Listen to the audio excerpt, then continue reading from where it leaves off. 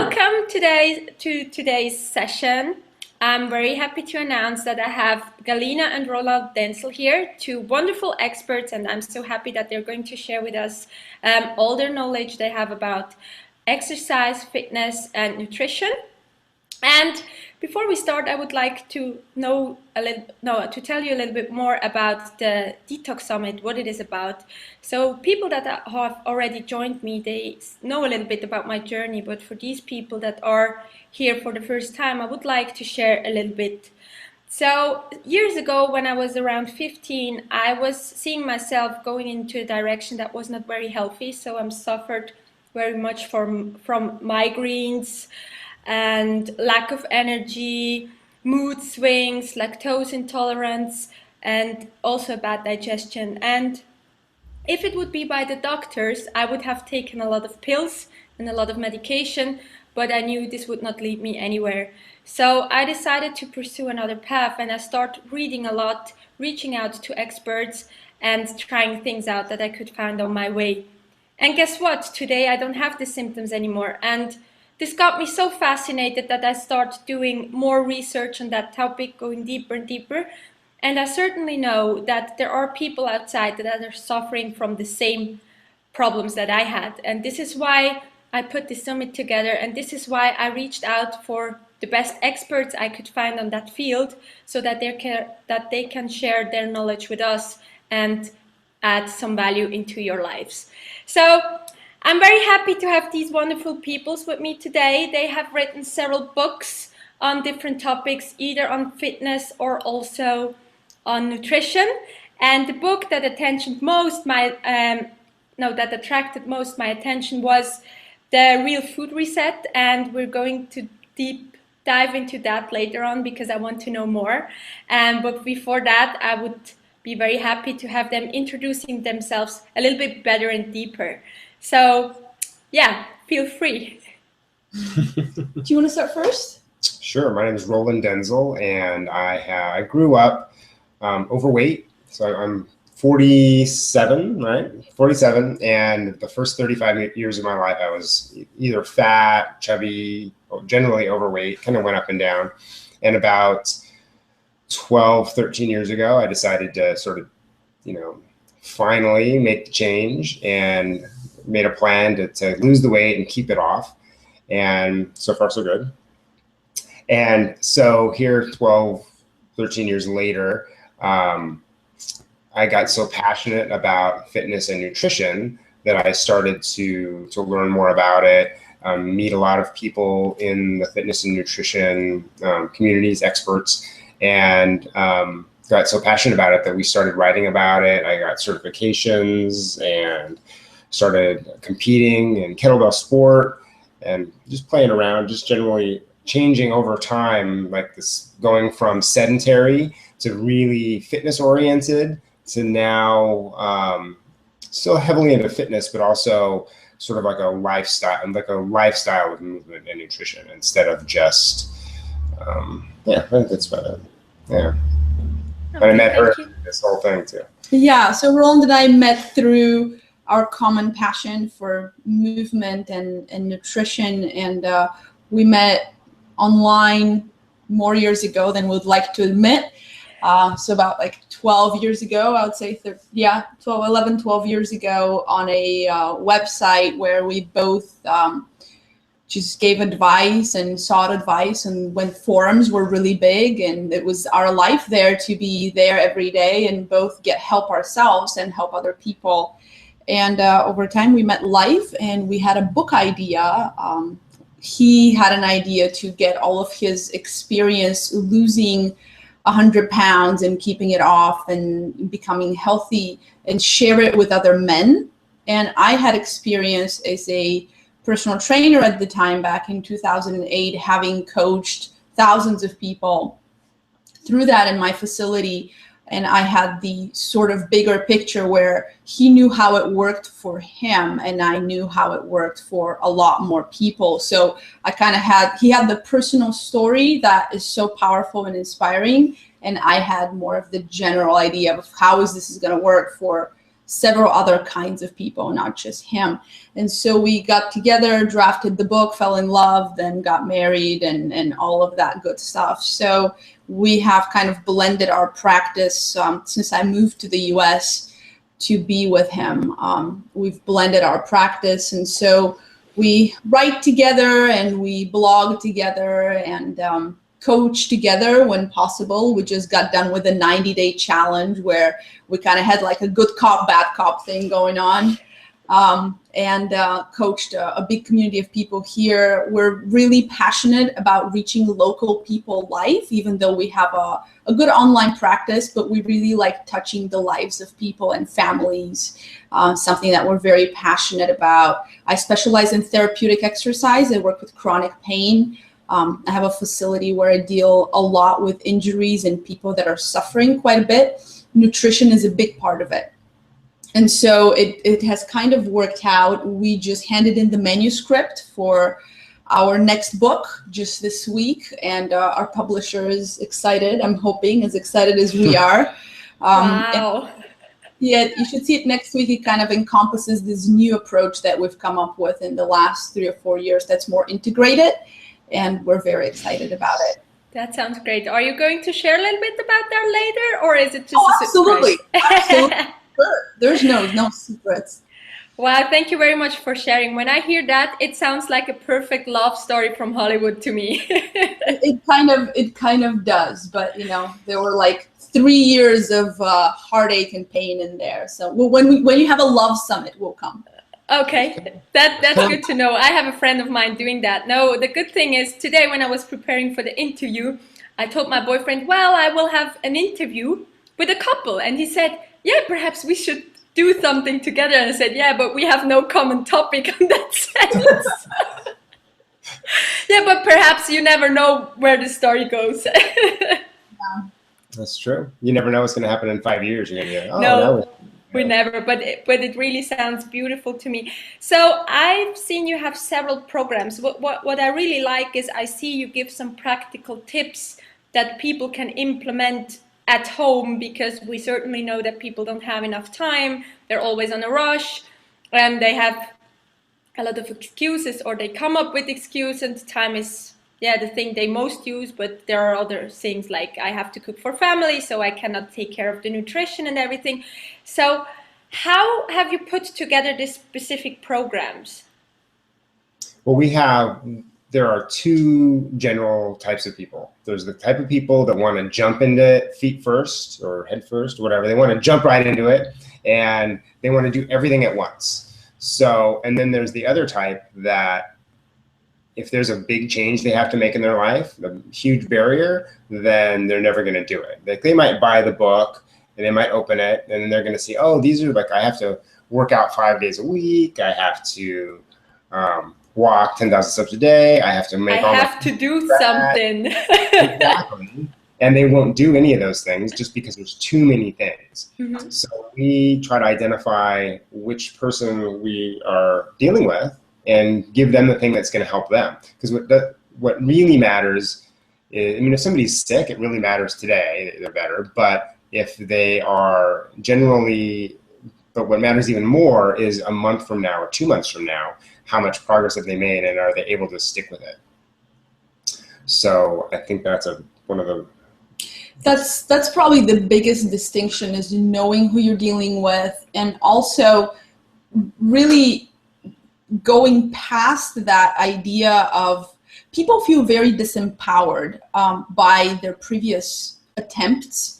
Because if you get your information from media, or there's a specific type of program that really takes everything out of you, it's really easy to swing the other way and do, completely get off the wagon. So people don't have a realistic idea of how strict they have to be. So they go stricter than they should be, and then they go ahead and just really party after it because they're tired.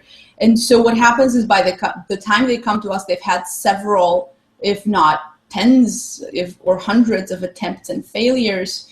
So it's really hard for them to get the energy and the courage to start again. And this is where we come in, where you really want to analyze what's worked, what hasn't worked, and kind of put in a new framework and think long term, think 6 months, a year, 2 years from now. I was just talking to somebody yesterday who just finished our 90-day challenge, and he lost 50 pounds in the first 90 days and only 5 pounds in the 30 days after. Mm-hmm. And we were just talking about how that's absolutely normal, and we want to celebrate that because it's a gradual change now that he can maintain throughout the next year or 2 years and have another 30, 60 pounds down, right? Yeah, that's very important. So what do you think you do differently, or how you get to encourage these people that have seen so much time failure or have not really matched it? So what do you do different? Can you talk about education? Yeah, we like to so a big part of it is people have unrealistic expectations. So they thought that I can do these things and it's going to make a big change to me tomorrow. But if you are either very overweight, or you have like irritable bowel syndrome or something like that, or migraines, it's not always the fact that you're taking the food out or adding a new food in that fixes the problem right away. It's once you've taken these things out or added those things in, your body takes a time to adjust, and it can take weeks or months. And they get very frustrated when it doesn't happen right away, and then they just give up. So we have to educate them that small changes can have big effects, but they have to give it time. So rather than give them a long list of things that they need to do, we maybe give them one thing that that we know that they'll have success with. And you sort of negotiate with them, like in the discussion process. We say, hey, can you add more protein to your diet? And they say, yeah, that's not too bad. And then we kind of give them some examples of how to add more protein to their diet. And then you say, well, you say you can add this protein to your diet. How confident do you think you can do this? Like, can you add a little bit more protein to every meal? Oh, I'm pretty confident. Well, on a scale of 1 to 10. And they're like, oh, like 6. Like, oh, well, okay, so let's talk about that. The 6 isn't really high enough.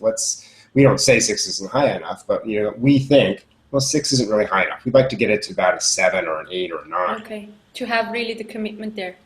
Yeah, so then we look at, okay, so how can we rephrase the question or make the barrier a little bit easier so they can get it up to an 8 or 9? So we say, well, can you pick one meal a day to start with? Mm-hmm. Which meal a day do you have the least protein in? It's usually breakfast for most people. So can you add, instead of having one egg, can you add an extra egg? Or can you have an egg and a piece of ham? Or if you have oatmeal, can you add a scoop of protein powder to your oatmeal?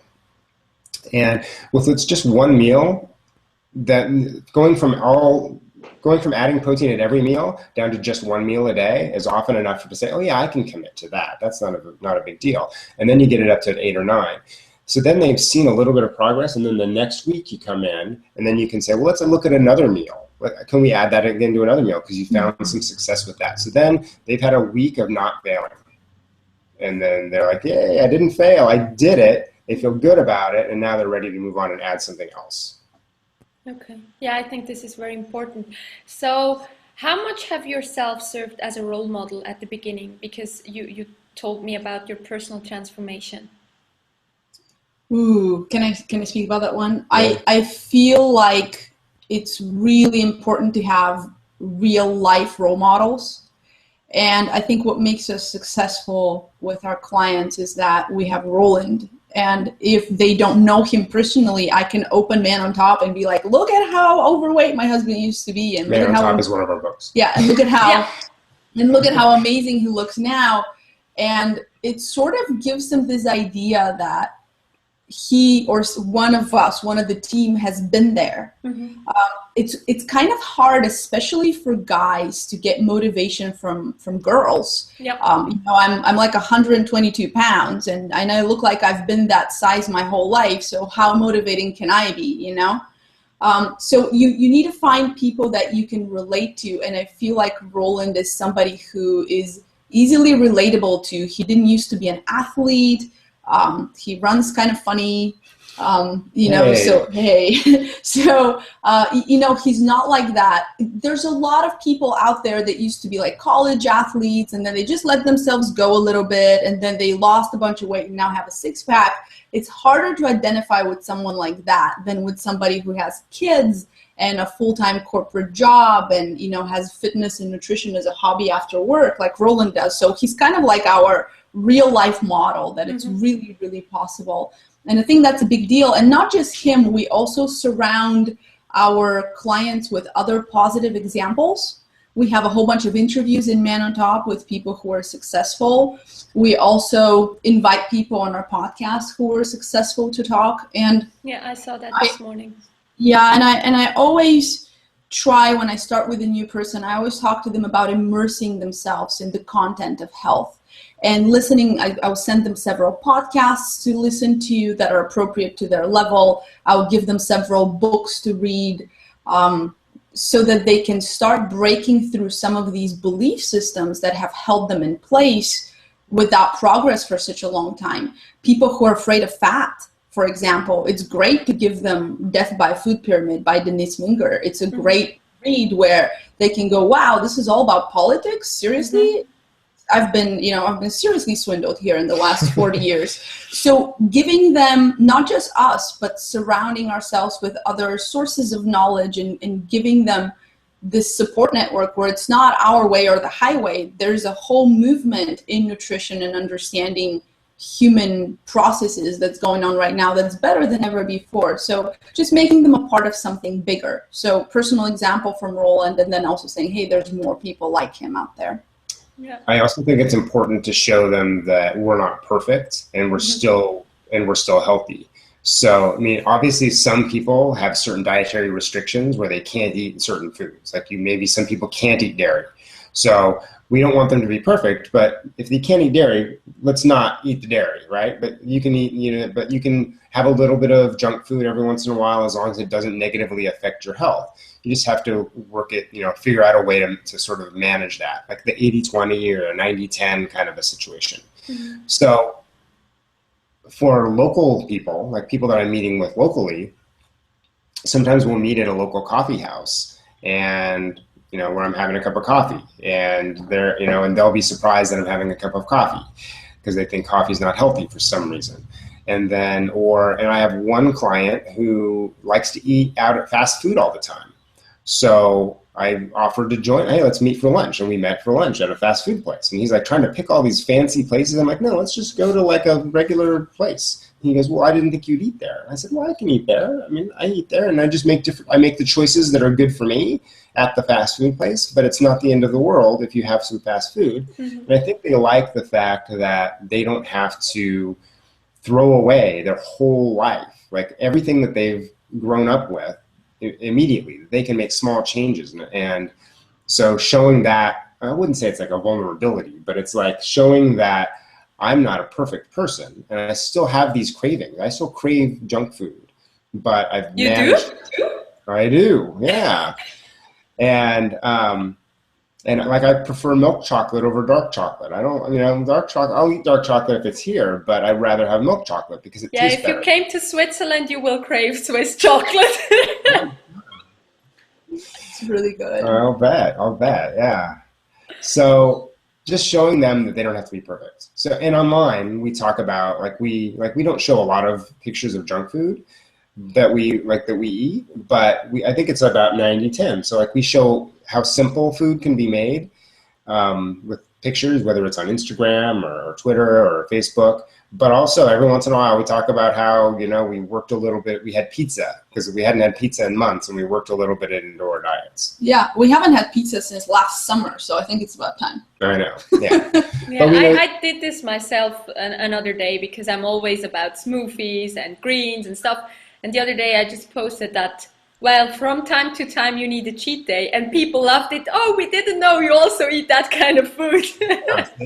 Well, it's in a way, our environment is so rich in those foods. If you tell people that they have to go 100% away from it, and given it's necessary for a period of time for some people, but they don't know what they can go back to that's a little bit more balanced. Mm-hmm. And so they just go back to their old habits. So they go from, 100% strict to 0% strict, versus they could have fantastic results at 90-10 or 80-20. Yeah. And it's great to teach them. Like, I teach all of my clients how to calculate, number of meals per week or calories, whatever they prefer to calculate, and be able to know if they're at 80-20 or 90-10. And if they start dropping below 80-20, there's some red flags that usually start coming up, like issues with digestion or sleep or energy.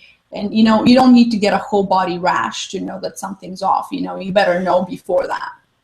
Absolutely. So yeah. you mentioned your cravings, that you sometimes crave things we should not have. So mm-hmm. what do you recommend to your clients to go over these cravings? Well, it's kind of tough, and it depends on different people. So some people do fairly well from the beginning, and they can limit themselves to like one cheat meal a week or something like that, where other people need a significant amount of time away from the cheats, away from the junk food, before they can sort of safely go back to it without going on a binge again. So it kind of depends on their personality. Are they binge eaters or emotional eaters? I'm an emotional eater, and if I get nervous or upset, I crave, bad foods. But I try to recognize that that's happening. But early on, it took me a while to where I would have to strategically plan. Like, if I'm going to have a cheat meal, it would be better to have it at the end of a day, because when I go to bed, you have your cheat meal, you brush your teeth, you go to bed. The next day, it's a new day, and I don't have those cravings again. Versus if my cheat meal is like pancakes or something, or donuts first thing in the morning, it's going to make me crave food like that all day. So that's tougher. So there's different strategies for different things. I do think that for a lot of our clients, and for me, if I take 30 days of sort of focused on real food, meat, vegetables, eggs, a little bit of fruit, just like the basic real food stuff, and just eliminate and like not go for the treats for about 30 days. It kind of does like a mental reset, and it kind of shows you that, yeah, you might still crave those things, you might still miss those things, but 30 days is a manageable amount of time to go without for most people. It's not too tough. Mm-hmm. And knowing that they have that 30 days, that it's only 30 days, and that they can go back and, if they want to, and add some stuff in at the end, gives them a mental, how would you phrase that? It takes the pressure off. Yeah, that's it. The pressure. Yeah. Well, also, were you done? No, go ahead. Okay. Also, it's necessary to start catching those behaviors of why do you want a certain food. Like, Roland knows when he's sad or upset, he wants a certain food. There's people who eat out of boredom. There's people who eat just to suppress certain feelings that are coming up. And then there's also people who eat for physiological reasons. Like, if you are under eating, a lot of the female clients I work with are very afraid of carbohydrate. Yeah, so I experience the same, and they're under eating all the time. They're under eating carbs usually, or fat or protein, but most of the women or all, yeah, or calories. But most of the women that I see will severely undereat carbs, and they'll be like, well, I had fruit, but then you look at the carbs for the day and it's like 70 grams of carbs, and that woman had 2 hours of activity, like hard, like exercise that day.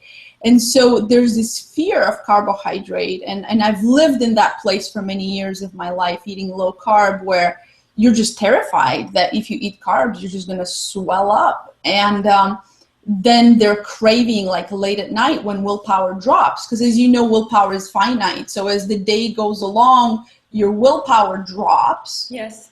And the amount of hunger that you have doesn't drop. It keeps going. You become more and more aware of how much you're hungry or you haven't fed yourself.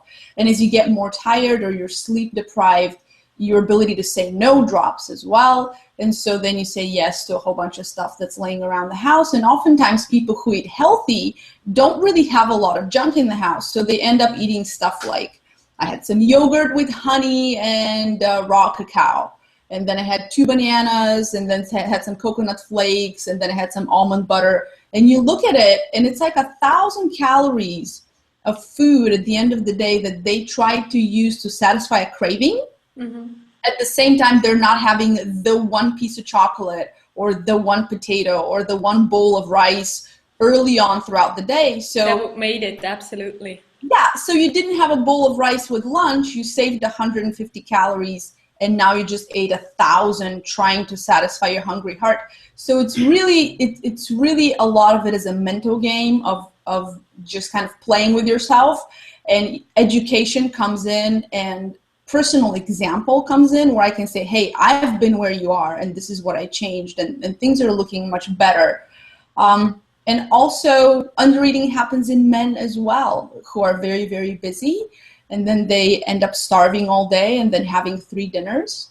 So that's very common. I find it more common than not. With emotional eating, you can do things like, mindfulness practice and mindful eating, and really teaching people about savoring their food. But if you're hungry, there's no savoring. I mean, that's a biological thing. Yeah. So we all know that health consists of different pillars, let's say nutrition, mental health, and also movement.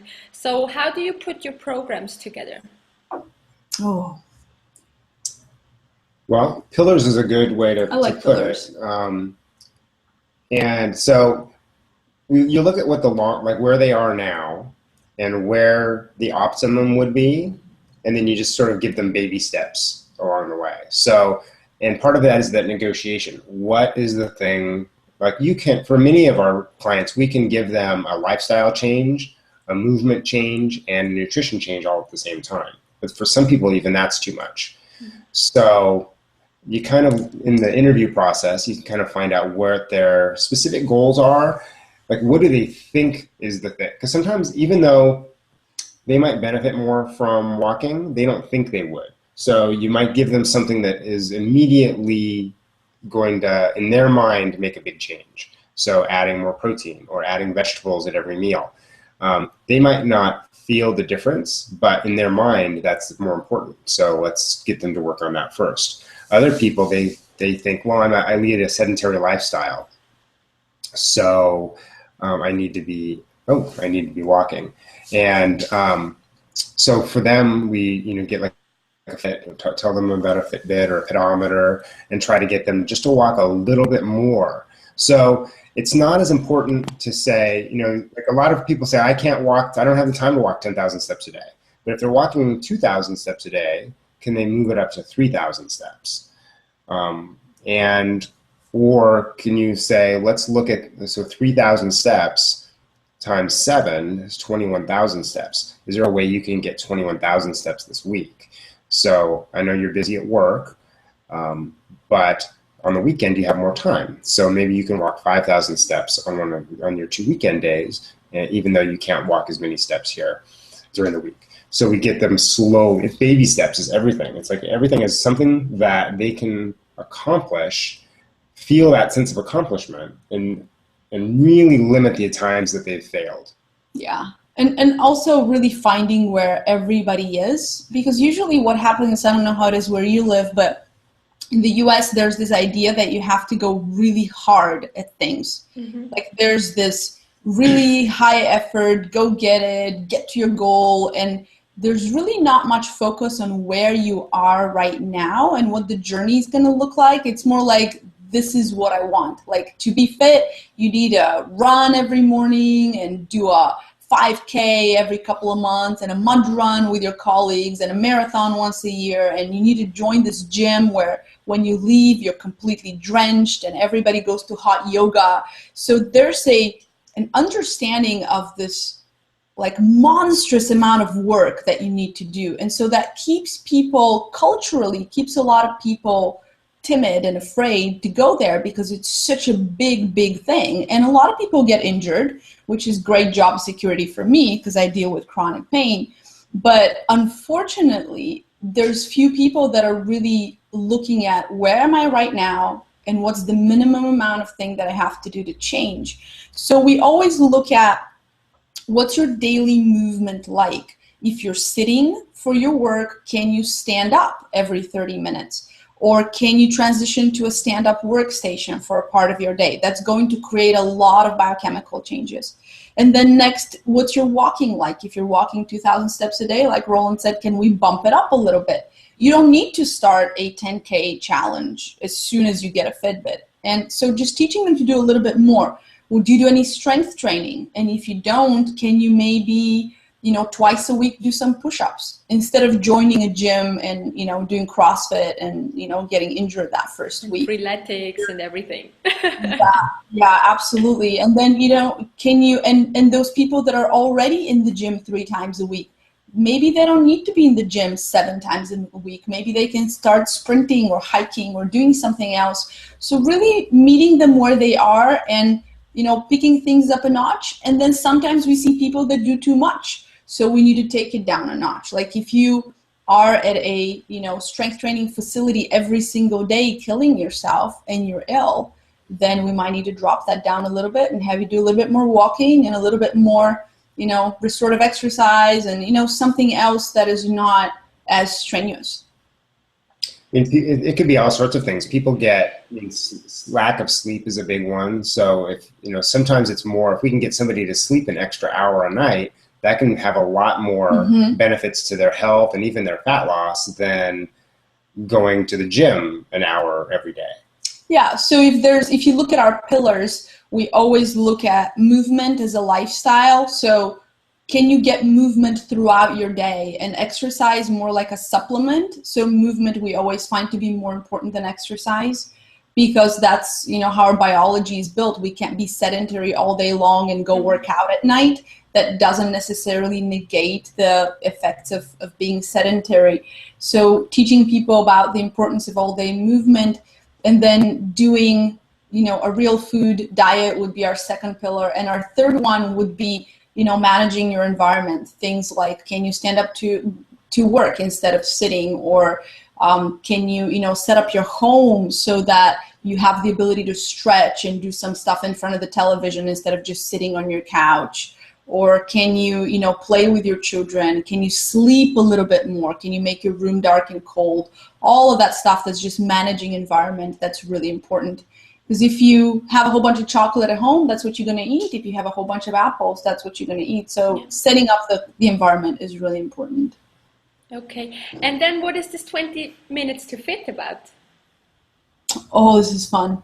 The 20 minutes to fit, the program.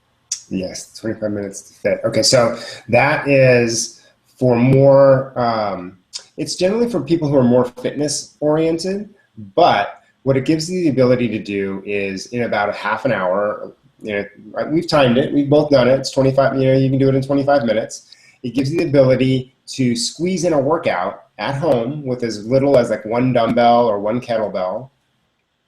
And it's just enough, and it starts with 1 day a week and moves up to as many days a week as you need to.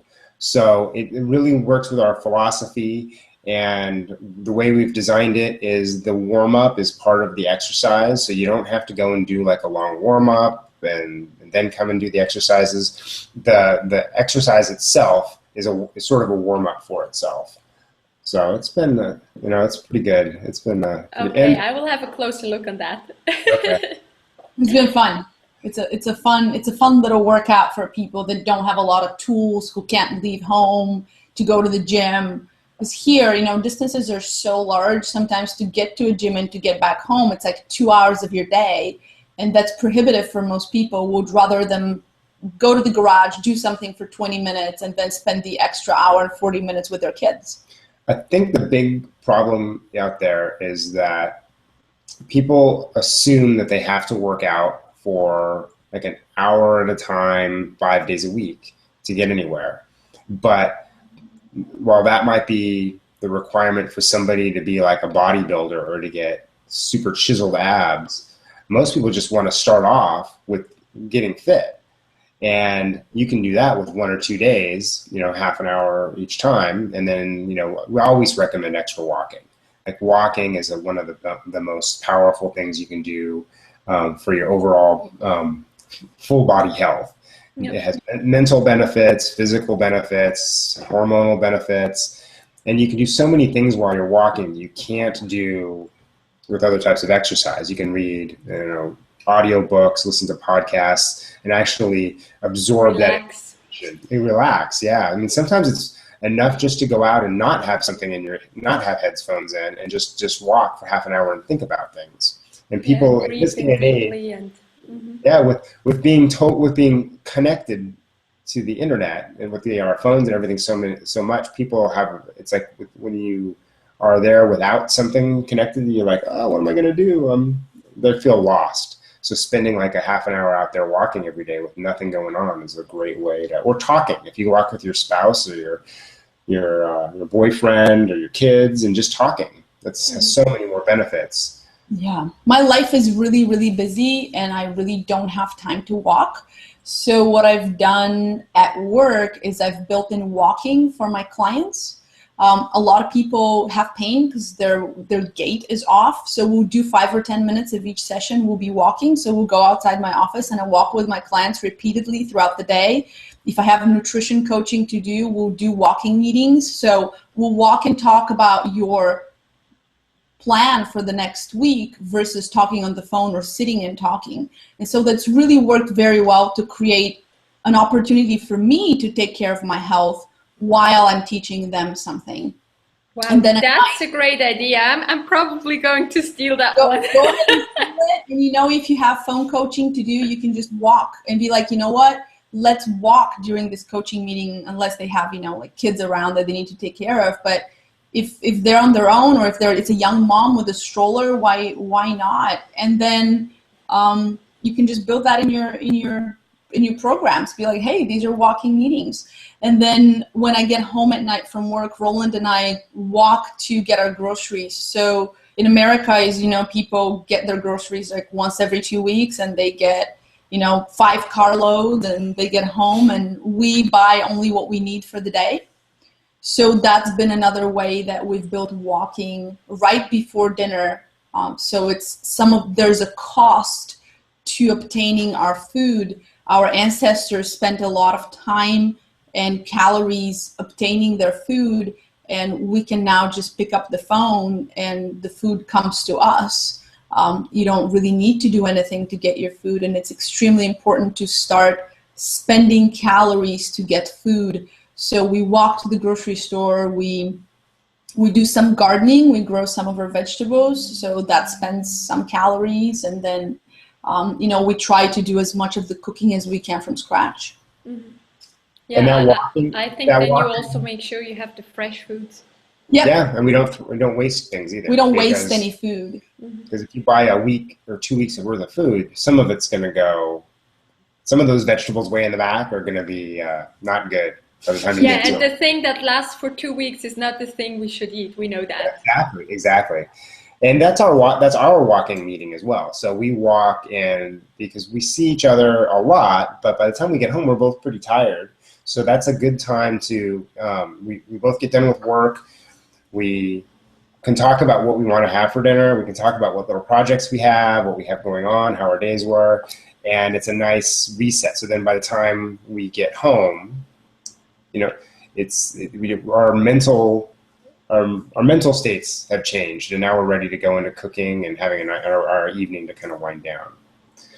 And I think we have, our book, The Real Food Reset, is like a detox kind of a program based on just putting in the most pure foods possible rather than going on something that's super strict and purging things out of your body. So it's like the healthiest things you can do to put into your body, the least likely you are to have to actually do a physical detox, right? But there's so many ways to detox. We were talking about the electronics detox that we just talked about a couple minutes ago. There's anything we can do to get ourselves more into the sort of the mental, physical, emotional state. It helps. Yeah. You know, like even thoughts is something that you can try to detox from. Like I find a lot of people who come to me have a really strong habit of negative self-talk. Yeah. Like they'll come and they'll say, oh, I'm a mess, or this is really bad, or, you know, I just hurt so much, and there's, you know, like I fail over and over, and I don't know what's wrong with me. So there's a lot of this negative self-talk as well.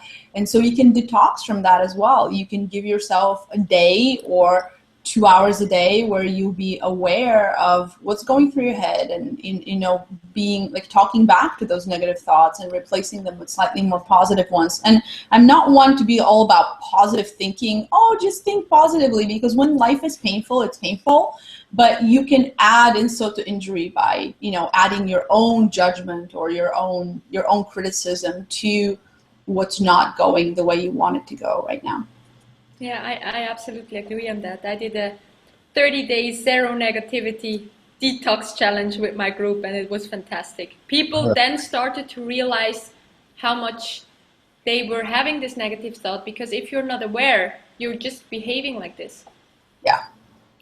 So in your book, you talk about food resets. So it's 30 days. What is your opinion then on this fancy detox and flush programs that are all out there? well, a lot of them work because they eliminate. It's not that they're specifically doing anything, that they're flushing anything, but you're eliminating a lot of the things that you. First of all, you're typically eating less, so you're taking in a lot fewer calories, and you're eliminating a lot of the things that are irritating to your body in doing that. So there's a variety of ways to do that. You can do it very quickly by going on, you know, like a flush plan, right? But that's not really sustainable for most people in the long run. So we have many clients that have done these over and over again.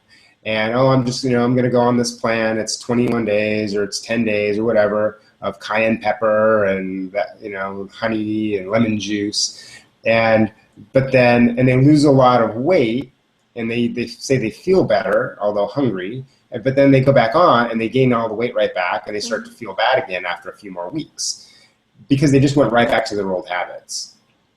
And they didn't have a lot of nutrition. Those detox plans have very little nutrition. Now, if you look at the ones that are more like smoothie based or like shake based, they tend to have more nutrition, because those people, you know, focus a little bit more on greens and vegetables and fruit, and some of them protein powders that go into these things. So you'll have more nutrition. So I think those are healthier, but still, unless you really enjoy having shakes and smoothies as your lifestyle, you're probably, when that time is over, you haven't taught yourself anything about cooking real food, or the taste of regular food versus processed, canned, and fast food. So you're still more likely to kind of go back to your old habits again.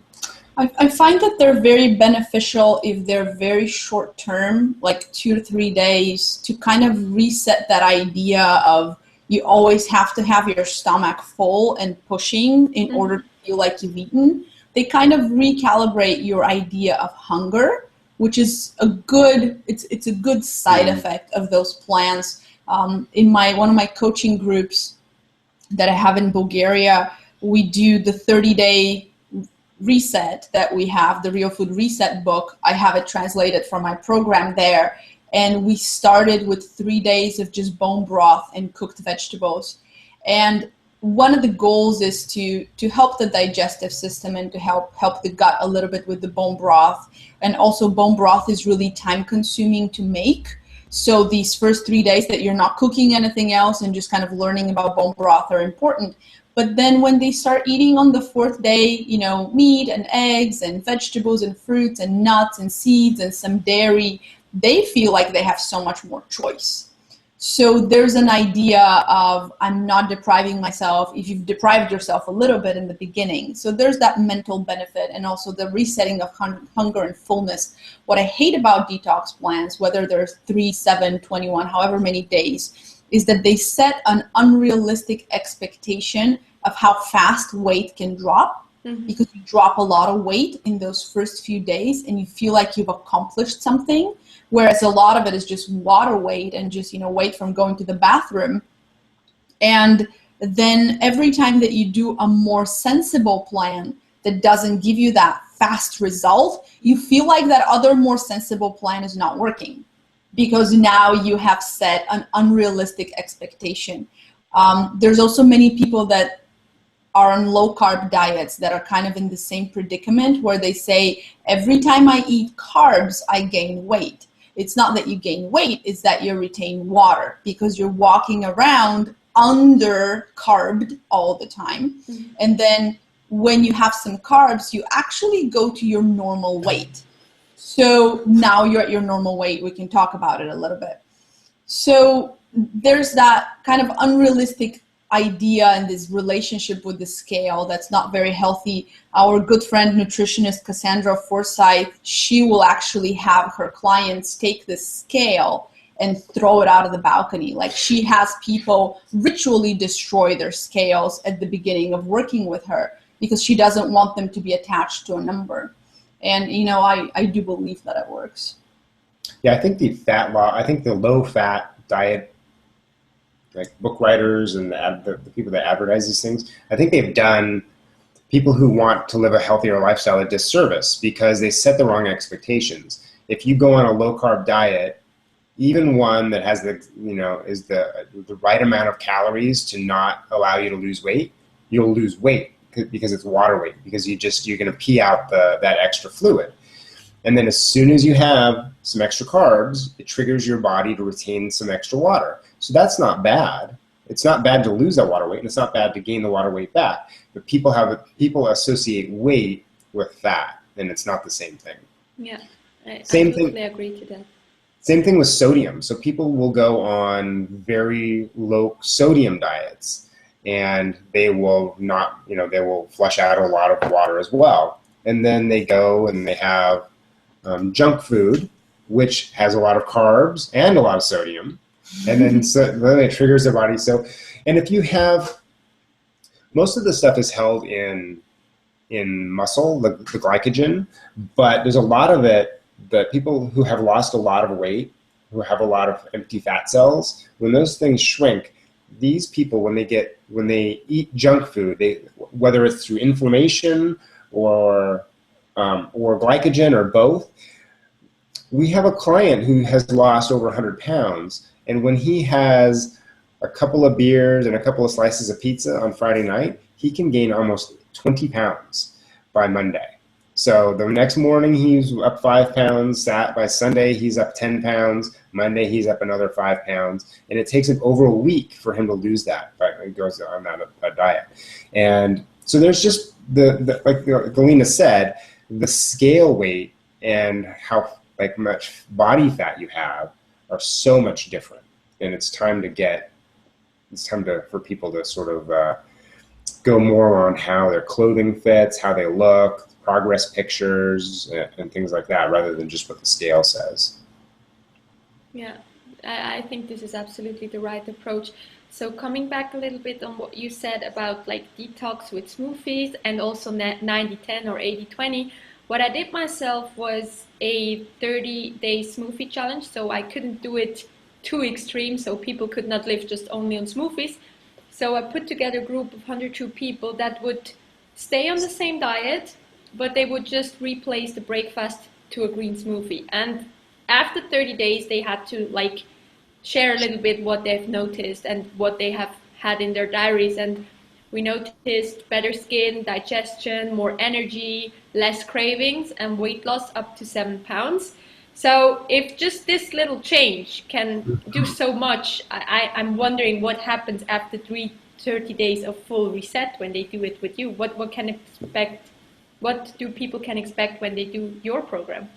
Oh, Well, first of all, I like to say that what you did by replacing breakfast with a green smoothie is probably like the best choice, because at least in America, breakfast is usually the least healthy meal, or it's the meal that has unless somebody's eating eggs and an omelet or something like that, they're eating bagels or cereal or donuts. Yeah, it's the same in Switzerland. Butter and honey and syrup and yogurt. Yeah, so even if so it's either empty calories or unhealthy. Yeah. Or the ratios are just really whacked out from that. So by replacing, you added a lot of vegetables that they probably weren't getting at all. So suddenly they're getting a lot of vegetables and maybe some fruit. And so you're getting all that fiber and those micronutrients. It's probably doing a lot for them. Yeah. So something that I find on 30 days is there's people have results that they expect, and then they have results that they didn't expect. So most people will say that they want to be healthy, but most people really just want to lose weight or look better naked. And as sad as it is, we live in a very pressured culture as far as looks. Here in Southern California, it's really crazy. So people will say, yeah, I want to be healthy, but kind of like deep down, everybody hopes they lose weight.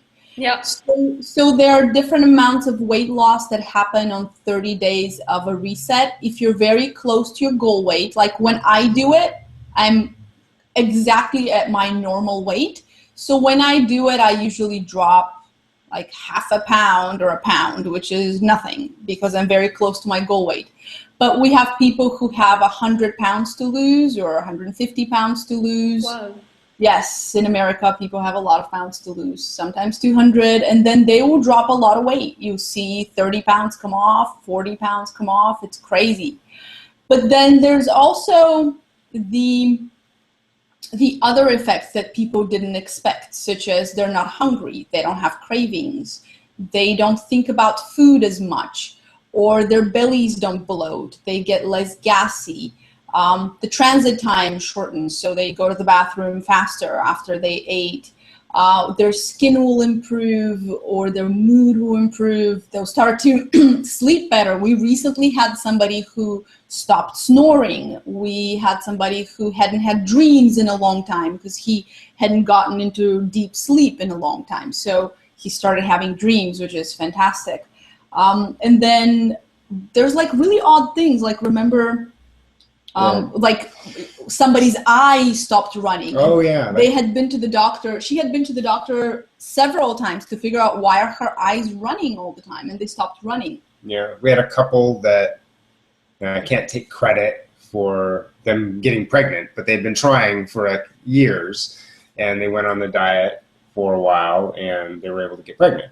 So, and they were like getting into the point where they were getting ready to start the hormones and all those things to try to, and they went in for a checkup, and they're like, I think I'm pregnant, and they were. So, we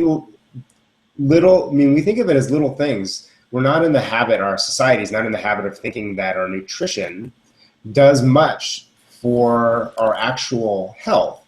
They think it does stuff for weight, or that it's not going to affect our hormones. It's like they're disjointed. They don't see that they kind of merge together. But there are for some people, some big changes. Joint pain is a big one. Yeah. In our 90-day challenge that just ended here, joint pain was a really big one where people said, I used to have this pain in my foot and it wouldn't go away and now it's gone. Or my hairdresser whose hand doesn't hurt anymore so he can cut hair. And it's really cool. It's really cool that the things that people don't watch are usually the things that get better. And I'll say that some people will say, well, it's because you lost weight. I mean, all these things, they always say, well, it doesn't really matter. It's not the food, it's because you lost weight. But we have had people that that didn't have any weight to lose, but they just ate a lot of, we all know those guys, they can eat, or girls, they can eat anything they want. They're always skinny, but they're eating mostly junk food. And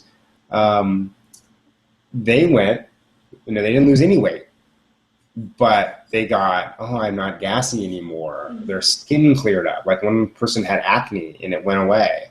And they thought it was just a coincidence. And then they went back to eating their own ways. Their acne came back.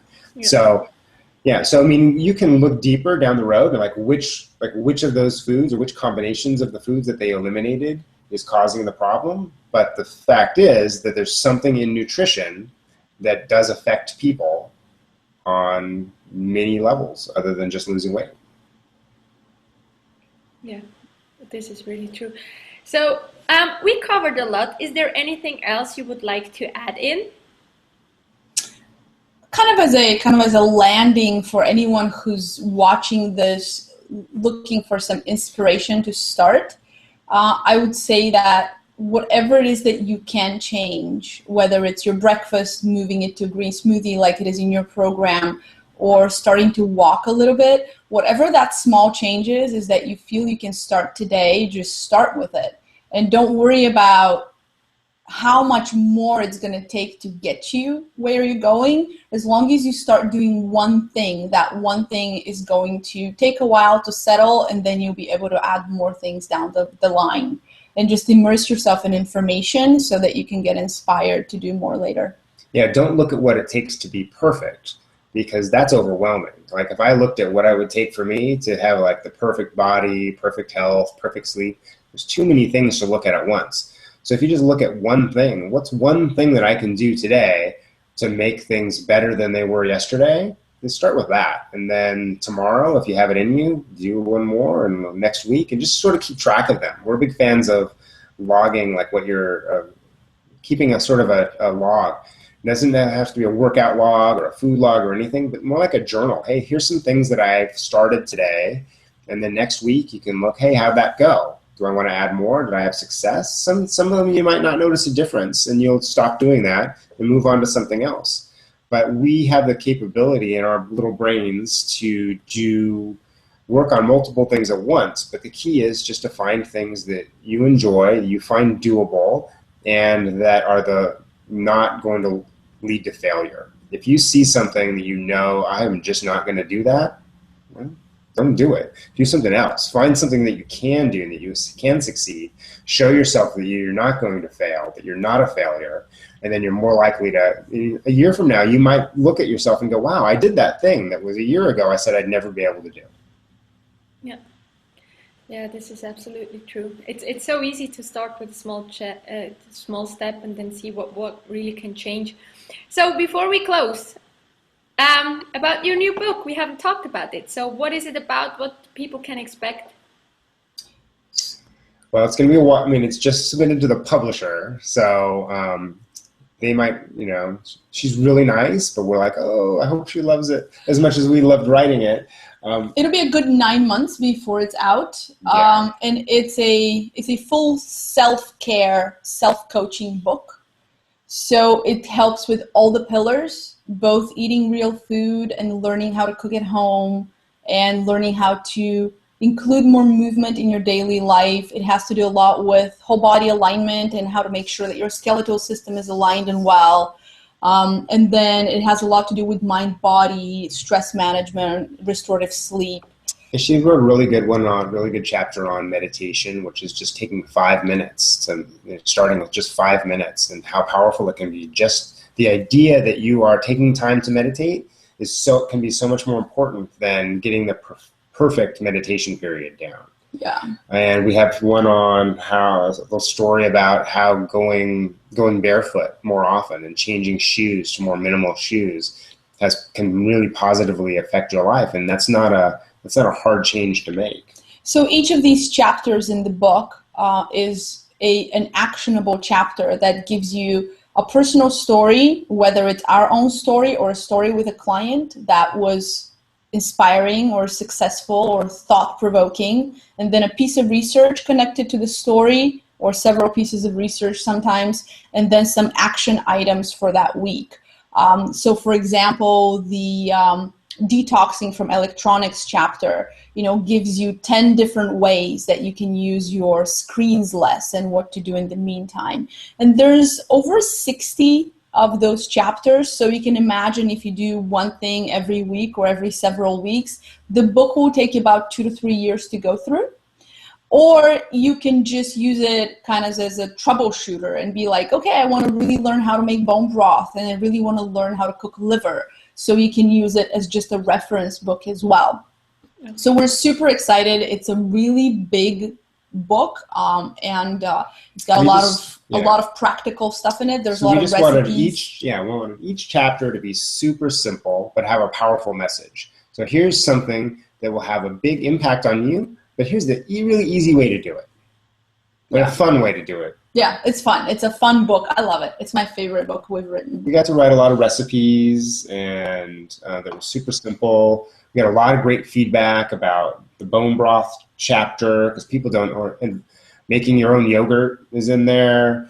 All these things that are pretty simple but can have a powerful impact on your life. And there's also just a huge sense of accomplishment that you can get from succeeding at these little things every week or so. We have about 60 people in a coaching group that are going through some of the chapters and kind of giving us feedback. So it's been wonderful as we were writing it to, have some of the feedback from people that are actually trying those steps. Like, hey, how about you switch to higher quality coffee this week and just stop putting stuff in it that some proof on the field. Yeah.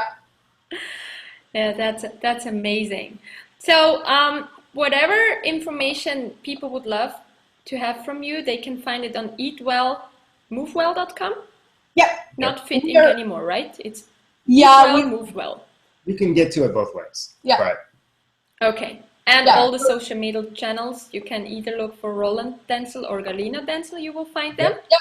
On Eat Well Move Well, on the homepage of eatwellmovewell.com, there's a links down at the bottom next to our beautiful picture of like all the different ways you can find us on all. They can follow you wherever they want to have the information coming through. Yep. Yeah. So I know you have a free gift to share. Yes. So we talked so much about the real food and the real food reset, and we have a program that everyone can get for free. There's a short lecture called Pain-Free Nutrition. That's it's on YouTube. It's a cool video that they can get a link to, and then also that leads them directly to the website as well. So we'll give you that page to put in your notes. Yeah. Yes, it's pain-free. I think Pain-Free Nutrition. It's eatwellmovewell.com. It's eatwellmovewell.com/pain-free nutrition. Yeah. Okay, thank you so much. That is very, very much appreciated, and I will check it out just right afterwards. So I'm the most curious to know what it is about. And it leads to one of the things you get when you go and check out. It's Galina doing a great video, but it also leads to our 30 Days of Real Food, which is a program that we took our coaching clients through. We had a group, 30 Days of Real Food Challenge, and that's the precursor to the Real Food Reset. A lot of people the Real Food Reset has more stories and things like that, and it's something you can either hold in your hand or put on the Kindle, but the same information is in 30 Days of Real Food. So perfect. Thank you so much for attending this video summit and sharing all of your knowledge. I appreciate it very much, and I look forward to keep in touch with you. Obviously, I will follow you and observe what your steps are going, and yeah, who knows what comes next. Yeah. Thank you for having us. It was wonderful. I wish you all the best with your new book coming out. Thank you. We look forward to seeing you online soon. Nice talking to you. Thank you. Have a nice day. You too. Bye. Bye-bye.